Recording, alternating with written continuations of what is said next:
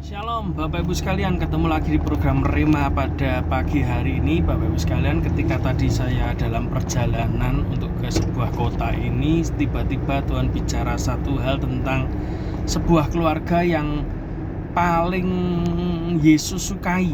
Ketika saudara baca di kitab Injil, keluarga ini adalah keluarga yang paling sering dikunjungi oleh Yesus, yaitu keluarga Betani.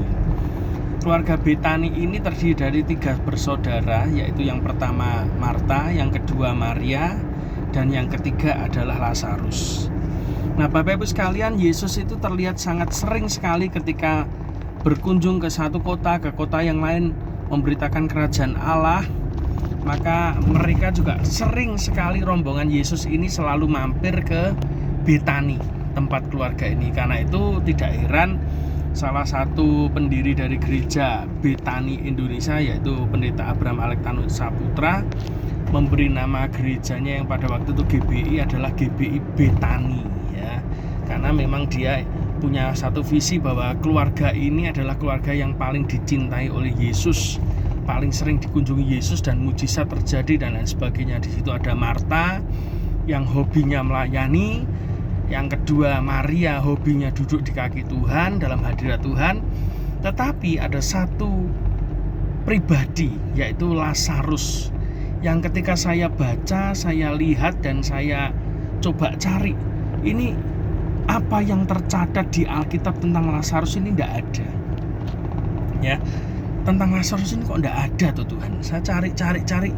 Lah ya, saya mikir dalam perjalanan, iya kenapa ya Tuhan? Tiba-tiba Tuhan taruh kata Lazarus dalam hati saya. Apa prestasinya Lazarus? Tidak ada, nothing. Apa yang dikerjakan Lazarus? Ya tidak ada. Apa yang dihasilkan dari kehidupan Lazarus? Ya tidak ada juga. Terus pokoknya Yesus cinta gitu aja. Kenapa? Saya tahu bahwa Yesus itu cinta kepada Lazarus adalah sesuai dengan firman Tuhan. Ketika Lazarus mati, ya toh, sudah 3 hari, lalu Yesus datang ketemu Marta. Marta ngomong apa? Lazarus yang engkau kasih itu mati. Lalu ketemu dengan Maria, ngomongnya juga sama. Lazarus yang engkau kasih itu mati juga.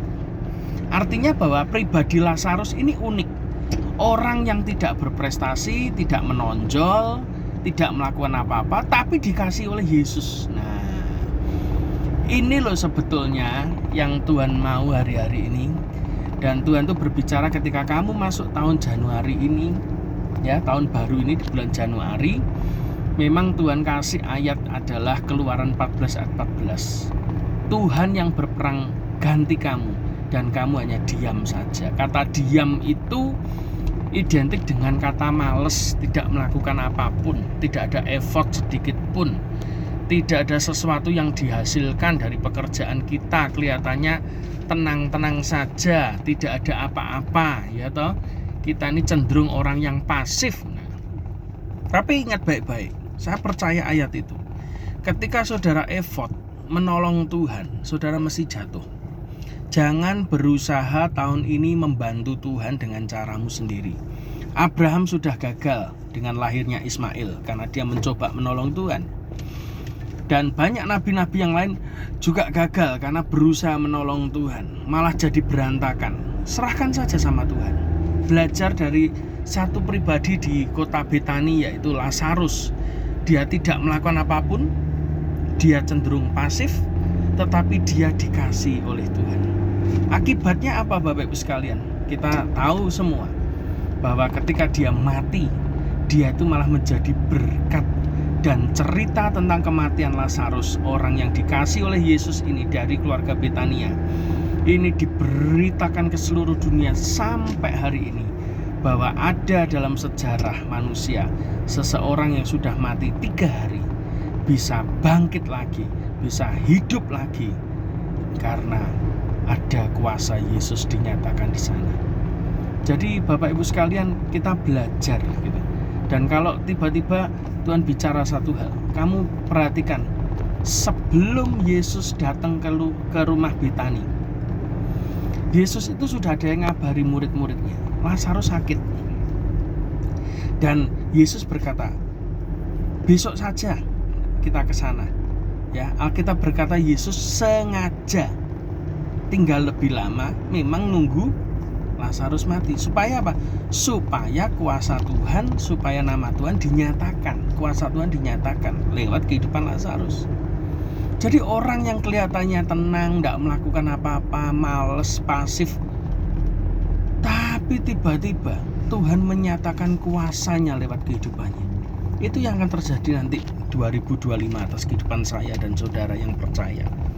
Saudara tidak melakukan apapun, saudara effortless, ya toh, tetapi tiba-tiba Tuhan itu berkenan kepada saudara, tiba-tiba memberkati saudara berlimpah, sampai pada akhirnya orang-orang melihat, kerja apa sih?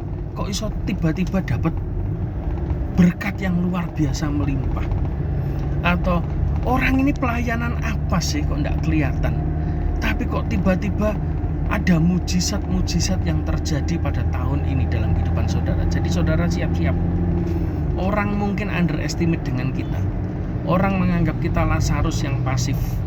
Orang menganggap kita tidak melakukan apapun. Tidak apa-apa. Yang penting saudara pastikan hidup dan hati saudara tahun ini berkenan di hadapan Tuhan. Ojo kesusu jadi orang.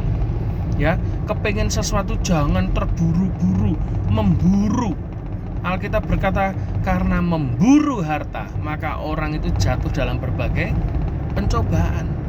Semakin saudara berkat engkau kejar, engkau buru, malah engkau akan jatuh dan kehilangan lebih banyak. Saya sudah mengalami 3 tahun yang lalu. Memburu sesuatu malah kehilangan 1 miliar lebih. Ya. Tapi tahun ini belajar untuk kita tanda kutip pasif. Ketika saudara pasif di hadapan manusia, tapi saudara dicintai oleh Tuhan, maka akan ada passive income dalam kehidupan saudara. Keuangan yang tidak terbatas, mujizat tidak terbatas, perkara-perkara ajaib yang belum pernah orang lihat dalam sejarah manusia. Tahun ini saudara akan mengalaminya, asal saudara percaya. Ingat Keluaran 14:14, diizinkan Tuhan berperang bagi kita dan kita hanya diam saja. Tuhan Yesus memberkati.